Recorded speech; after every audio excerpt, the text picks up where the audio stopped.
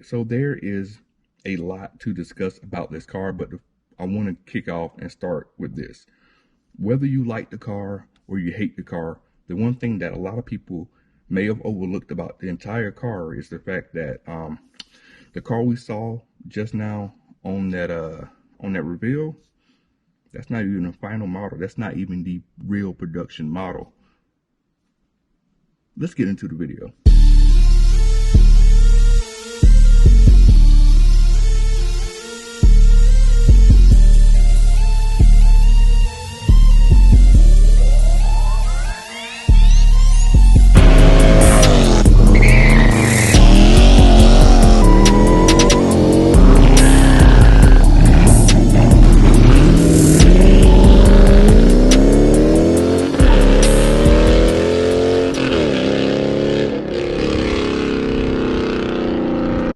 YouTube family, what is going on? Thank everybody for tuning into the video, man. I'm trying to make this one quick because I'm in the garage recording this and it is hot in here. So I want to thank everybody for tuning in. If you haven't already, go ahead and hit that subscribe button to lock it in for the long haul on the channel. And for everyone that's already been supporting and already subscribed to the channel, I want to shout you guys out and thank you for doing that. But like I said, not going to hold you too long. Let's go ahead and get into the topic of today's video. You see the title and you see the thumbnail, man. So let's talk about this new car. So I'm gonna go ahead and get into the first thing that I was mentioning at the top of the video, how everyone may hate or like the car. I saw a lot of mixed opinions on the car and things of that nature. But one thing I will say about this is that a lot of people did not realize that the car that we saw on the reveal is not the real production car. The car is a concept. It is not going to be the one that you're going to see on the road. Now, some of the features that they mentioned out there, as far as the different engine levels, the different modes that it has, and all that, and the sound of the car, all that is real. But the actual look of the car is going to change. The interior is going to change more than likely. The overall look of the car is going to change more than likely. I know some people may have caught this, and some people didn't. The reason that it's not a real one and it is a concept. When Dodge went live to reveal the car, Stellantis, they also released the car at the exact same time. So the whole thing was supposed to start at 7 o'clock. That was start at 7:10. Stellantis dropped 2 videos at 7 o'clock. So 10 minutes before the Dodge went live, you can see what the car was. And in the title for the new car that was revealed, it was the Dodge Charger Daytona SRT concept. So that means what they're going to do, they showed everybody the car, they're going to get people's feedback on it, and they're going to adjust the looks of the car. So even though Dodge said they was going to show us a car, they did, but what we've seen today is not going to be the final thing. So there's going to be some design changes on it, and I want to talk about the design of the car. So my first impressions of the car, when I first saw it, I was really shocked that it actually went with the retro look on it. Granted, it's not going to be the final model, because I know when they did the teaser back sometime last year, with the car doing the burnout and whatnot, I didn't think it was actually going to be a retro looking car, which they did make it look retro. And it was 2-door. I was really shocked they made it a 2-door car. Looks like they really, instead of having it mostly modern with some hints of retro in it, they went more retro than modern, which was kind of a shocker there. But I do feel like when the real cars released, it'll be more modern than retro. So a couple of things I do hope they keep. I think I like the front grille of it. I think it looks good. The overall shape of the car to me looks kind of weird. It looks kind of odd, because they made a long 4-door car into a 2-door car, but the back seats have a lot of space, which is kind of weird and whatnot. The wheels on the car like I said, they look kind of odd, but we're going to go through some pictures and stuff, and I'm going to show you some things and point out some things I noticed with the car. But overall, I mean, I would say this, my main thing with electric cars is that I hate they look futuristic, and I hate they don't look like just a normal car. I feel like in this case, it does stand out from other electric cars. But of course, it's just hard to get used to that look, right? But like I said, not gonna be the final model of it and what have you. So that's gonna be interesting to see what Dodge decides to keep from this concept car, what they're going to change and whatnot. So a couple of pictures and stuff, and I'll put them on the screen here as I'm going through the pictures and just kind of give you point out some things that I noticed with it. Now, of course, they talked about the R-wing, the front aerodynamic wing or whatnot, that helps with aerodynamics, which is pretty neat what they did there. Now, the Transonic chambered exhaust, apparently, and I've been looking this up. I know a lot of people are saying it's just speakers and things like that. Now, unless someone's lying, I was looking up some stuff. It's actually some kind of resonators and stuff that pulls the electric motor noise and makes it a sound or whatnot. So it's not a manufactured sound. It actually comes from the electric motors, which that's what people were saying when I went to do some research on that. So I'm really interested to see how that really works. And also the erupt transmission. So what looks like the most speed transmission, because typically with a EVs, they don't shift. They don't really have like a transmission, so to speak, that we're accustomed to. So apparently the erupt is going to simulate shifting. Like if you've driven a car with gears or even an automatic or whatever, it shifts sometimes. And if you have a car, even with the Scat Packs, if you drive a Scat Pack, Hellcat, stuff like that, even the RTs, like when you do put it into like a track mode, something like that, you can feel the shifts, you know the RPMs drop and change like that. So apparently that is going to mimic that in the electric car. So I'm interested to see how that works when it drives. On top of that, they also they had like 4 modes for the car. They had a drag mode, which we know what that's going to do. That's going to be optimized for drag.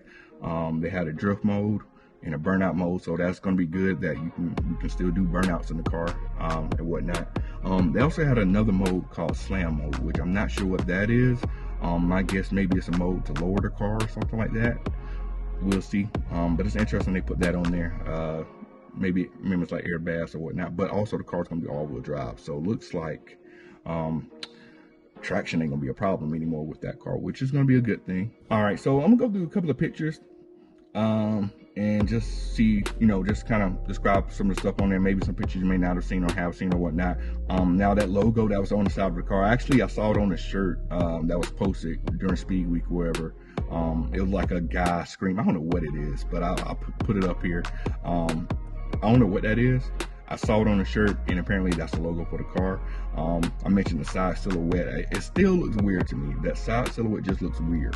I don't know. I think it's more so the back end of the car.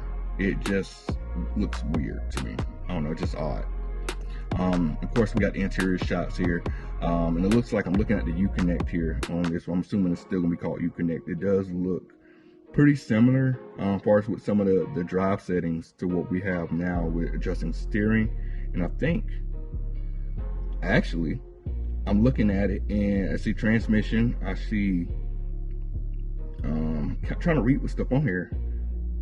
I will say this, actually looking at this Uconnect system, one of the modes is height, so you can adjust the height of the car. You can just hide a car. I'm gonna show you the picture. I got the picture up here, but if you look, if you're trying to see it on your screen, if you look on the option second from the right, you got the first option is going to be steering. The second one is height. So you can adjust the height of the car. Actually, that's pretty cool. That's pretty dope. I'm glad it did that. That is dope.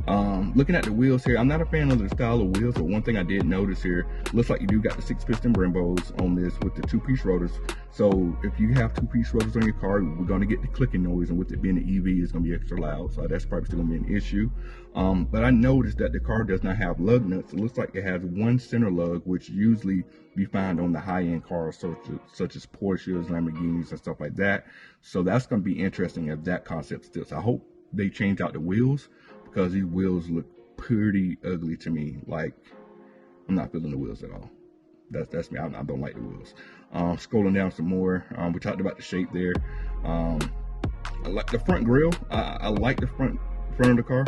My biggest thing is always, like, I hate when the front of the car looks like an EV. The front of the car doesn't look like an EV in this case. That big, huge light bar across the front looks pretty cool. So I'm happy they did something different there in the back end of what you see here. Yeah, so that's pretty cool. It's like kind of a little retro look there. The main thing with the car, the wheels, I don't like the shape of the car. There's a lot of carbon fiber in the car. I'll show you here carbon fiber. That's the side mirror, which I don't think they're gonna put that much carbon fiber in the car. If they do, cool, but I don't know if they have that much carbon in the final version, or if they do, some of the lower trims are not going to have carbon fiber. You're probably going to have like the base model that doesn't have all that, and then you're going to have the top tier model that's going to have all the carbon fiber goodies and stuff like that. Moving on here, looking at some of the other pictures. Interior, I'm noticed the interior that is 4 bucket seats, which is going to be interesting. I noticed the steering wheel had SRT on it, so it's good to see SRT isn't dead. That is still around. Like the launch button, actually like a power button. Actually, it looks like a launch button. It says launch on it. And it looks kind of like a Lamborghini deal there. It's got a lot of trunk space. I noticed that. I noticed it has a lot of space in the back, so it's kind of like a 2-door car, but it's like a hatchback at the same time. So it's got a lot of storage space in the back for various items, which they show there, which I think was part of why the car is so long, right? The interior, I mean, the interior looks good. We've been big and Dodge to change the interior. They're finally going to do it, and that looks, I hope the interior stays, especially with the bucket seats. They never had bucket seats like that, and the bucket seats actually have holes in them for racing harnesses, which, you know, the Camaros usually have that. The Mustangs have that. I'm happy they finally decided to do it for Dodge. More of the interior here, pretty straightforward. Yeah, nothing. It's nothing here to let you know it's a Dodge, but it's a lot of differences in here to let you know that this ain't the same car, right? Even the back seats have the holes for like racing harnesses, like that. Like if you look at those bucket seats, those holes right there by the shoulder. That's pretty much what that's for. A lot of carbon fiber on the interior, which again, I feel like that's gonna be more of the higher trim. This is probably what they showed. This is the Banshee, which is going to be the high end version. The light up steering wheel is still there. Got more lights in the steering wheel. Kind of the same 3-spoke design that's on the current models, but more updated. But that's a quick. Yeah, but that is a quick rundown of like the look of the car, stuff like that. I know a lot of people, like I said at the beginning of the video, they're either love it or they're gonna hate it. I think we all knew it was coming. It was interesting to see what the design is gonna be and whatnot. As far as how it stacks up to other EVs, I think it does hit the mark as far as standing out. But at the same time, there's some things I feel like they need to update on it. Would I drive it? I think I wouldn't have a problem with it, but at the same time, it's not going to replace the muscle, man. It's not going to replace the V8 engines, the Hellcats and stuff like that. It's not the same, regardless of how fast it goes. They didn't talk price, it didn't talk numbers, but if those pictures are any indication of what that car is going to be, I think the car easily is going to be really expensive. That has a lot of stuff in it. This is going to be really end of the video, man. I really didn't have too many other thoughts on it besides that. Just seeing like what Dodge has got planned, because honestly it's hard for me to react to this particular revealing when this car isn't going to be the final product. So hopefully they keep some of the design elements on it. I do hope they change the wheels and kind of the side profile. I think that side profile isn't it for me. They changed that up. I think it'll look pretty good there.